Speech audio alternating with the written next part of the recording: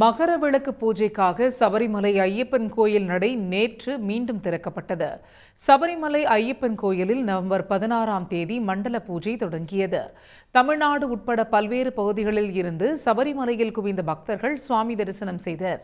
கடந்த 26ஆம் தேதியன்று மண்டல பூஜை நிறைவு பெற்ற நிலையில் அன்றிரவு ஹரிவராசனம் பாடப்பட்டு நடை அடைக்கப்பட்டது.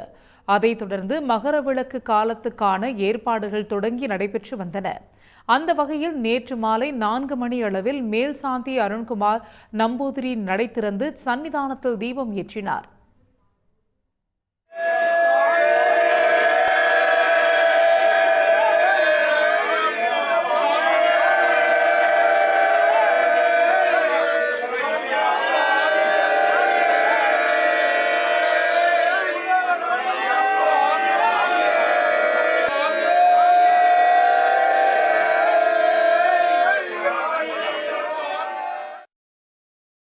தொடர்ந்து இன்று காலை ஐயப்பனுக்கு அபிஷேகம் நடத்தப்பட்டு தொடர்ந்து பல்வேறு பூஜைகள் நடத்தப்படுகின்றன. ஜனவரி 14ஆம் தேதியன்று மகர விளக்கு பெருவிழா நடைபெறவுள்ள நிலையில் அப்போது கூடுதல் பக்தர்கள் வருவார்கள் என எதிர்பார்க்கப்படுவதால் அதற்கான விரிவான ஏற்பாடுகள் செய்யப்பட்டுள்ளன.